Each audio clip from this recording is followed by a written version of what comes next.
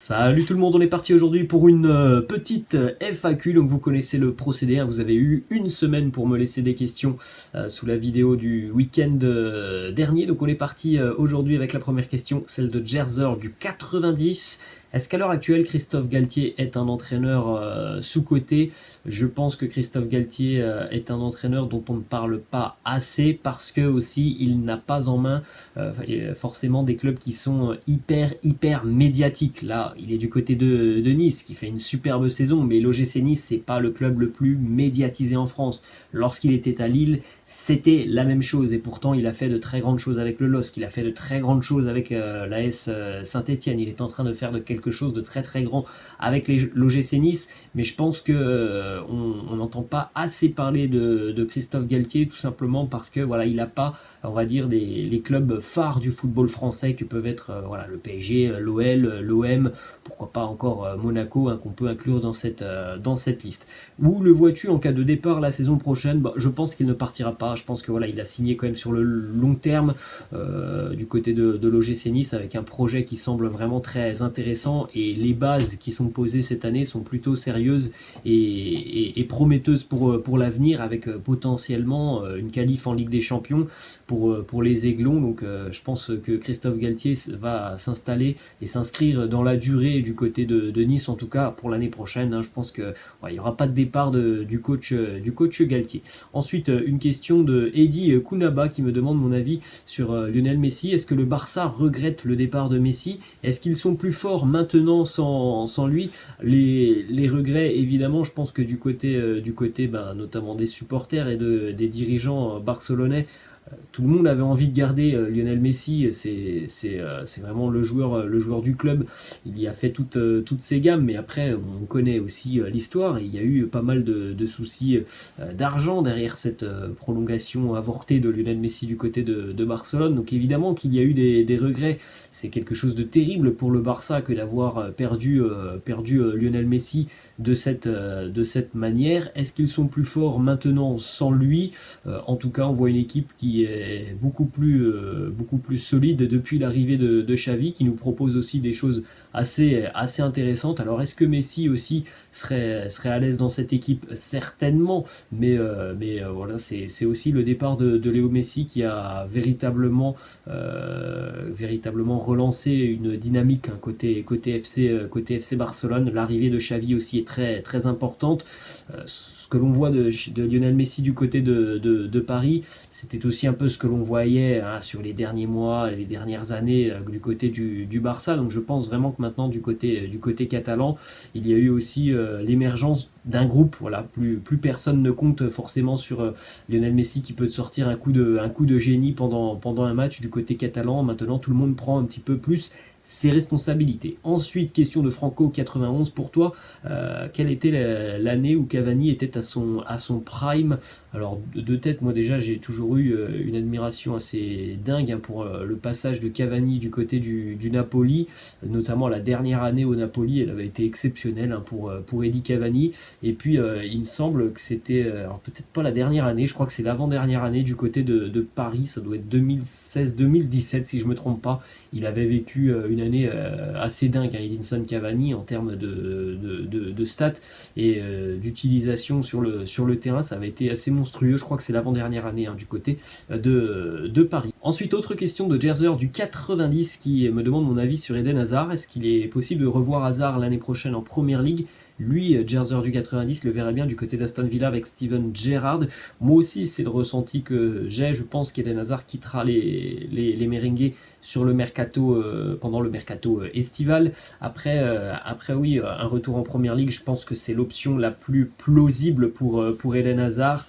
Aston Villa semble être une option sérieuse, même si voilà, il y a une équipe qui, on le sait, est en train de se bâtir. C'est Newcastle qui est en train de se bâtir et je pense que oui, l'option de la Première Ligue peut être une option assez intéressante pour Eden Hazard, tant on a l'impression que c'est bouché pour lui du côté du Real Madrid avec un Carlo Ancelotti qui ne l'utilise pas. Lorsqu'il y a des remplacements côté merengue, on a l'impression que tout le monde a sa chance sauf Eden Hazard. Il a encore 2 ans de contrat au Real, donc c'est difficile de l'imaginer continuer avec ce qu'il se passe actuellement avec son entraîneur Carlo Ancelotti.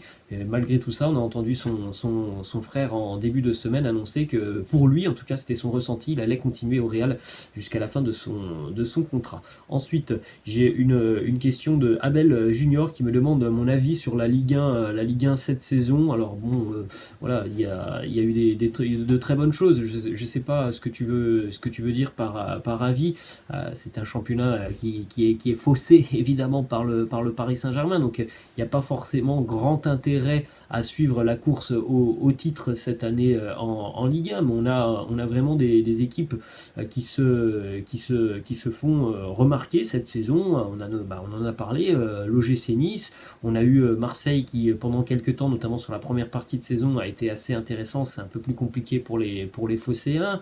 On a le FC Nantes qui continue de bien travailler, le Racing Club de Lens. On a quelques désillusions avec les gros, l'Olympique Lyonnais, l'AS Monaco. Après, on a vu aussi un championnat quand même assez prolifique depuis le début d'année, et ça c'est plutôt agréable parce qu'on a aussi eu l'habitude depuis quelques années maintenant d'avoir une Ligue 1 un petit peu plus, voire beaucoup plus fermée sur certains matchs, et on voit peut-être un peu plus de spectacle cette année, donc ça aussi c'est plutôt pas mal. Ensuite, une question de Samy B. Est-ce que pour toi l'Olympique de Marseille a la meilleure ambiance de France? Si oui, quel est selon toi le plus beau tifo de l'OM depuis 2010? Je crois que c'était le plus beau tifo, c'est celui lors d'un match face au Paris Saint-Germain. Alors j'ai plus l'année en tête, mais le Vélodrome était magnifique. C'était il y a 3-4 ans, je crois, face au Paris Saint-Germain. Ça m'avait énormément marqué. Et en ce qui concerne l'ambiance, oui, pour moi l'Olympique de Marseille est certainement la plus belle ambiance de France. Après, j'apprécie aussi beaucoup ce que je peux voir du côté de Bollaert à Lens, souvent aussi à Saint-Étienne. Donc voilà, pour moi c'est ces trois clubs. Après il y en a aussi d'autres qui sont plutôt sympas, à Strasbourg par exemple, il y a des choses aussi assez sympas. À Nantes aussi on a des choses assez sympas. On continue les amis avec une question de l'Albanais du 10-30 qui me demande mon avis sur la Belgique. Est-ce que les Belges peuvent remporter le mondial 2022? Oui, la Belgique évidemment fera certainement partie des favoris au mondial à la fin de l'année. Maintenant, du côté de la sélection belge, c'est quelque chose qui est important pour eux, c'est se mettre vraiment dans la tête qu'ils sont capables de le faire. Je pense qu'il y a vraiment un blocage côté Diable Rouge belge par rapport aux grandes compétitions, par rapport aussi au fait d'affronter de grandes nations, parce qu'on voit la Belgique souvent écraser tout le monde, notamment lors des phases à élimination, en tout cas les phases de qualification, et dès lors que le grand rendez-vous arrive, on a l'impression que cette équipe belge, cette sélection belge, parfois elle se liquéfie un petit peu. Je pense que là aussi qu'il y a un petit problème mental, peut-être de confiance côté belge, alors que c'est une sélection qui a vraiment du talent sur toutes les lignes. Je pense qu'il y a un petit déclic à avoir dans la tête côté belge, mais évidemment que la Belgique fait pour moi partie des grands favoris du mondial à la fin de saison. Ensuite, j'ai une question de Zach Lenouébé qui me demande mon avis sur la Juventus.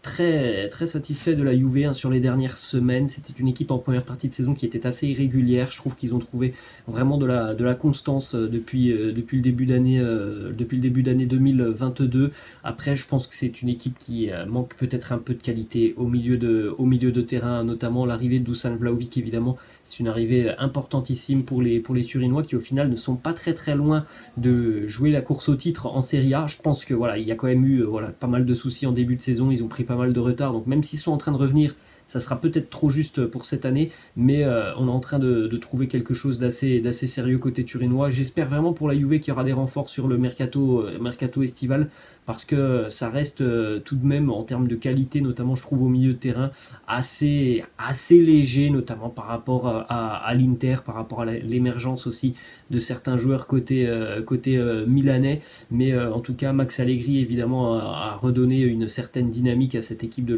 la Juve depuis quelques semaines. Ensuite, on va continuer les amis avec une question de Sidiki Kourouma qui me demande pourquoi il n'y a plus de vidéos avec BizBiz, vous êtes les meilleurs, merci. bah, il y en aura hein, évidemment qui seront prévus. Après, voilà, ça dépend aussi de notre programme sur la semaine. Ça dépend aussi du fait de si on va se voir avec mon frère. Donc c'est pour ça, hein, mais on refera évidemment des vidéos avec BizBiz. Ensuite, on continue avec une petite question de Kevin De Bruyne Chauve qui me demande mon âge. J'ai 26 ans, les amis. Ensuite, on va terminer d'ailleurs avec une question de Franco91 qui me demande plusieurs choix par rapport à certains joueurs. À leur prime, tu choisirais qui? Hazard ou Coutinho? Plutôt Hazard, Neymar ou Cristiano? Cristiano. Lionel Messi ou Gareth Bale? Lionel Messi. Luis Suarez ou Cavani? Suarez. Verratti vs Iniesta? Plutôt Iniesta. Carlos Tevez face à Ibrahimovic? Plutôt Ibra. Et Xavi face à Thiago Motta? Plutôt Xavi. Voilà les amis, la fin de cette petite FAQ. J'espère que ça vous a plu. N'hésitez pas comme d'habitude à lâcher un petit pouce bleu. N'hésitez pas non plus à vous abonner à la chaîne. Et je vous laisse. Je vous dis à la prochaine. Ciao.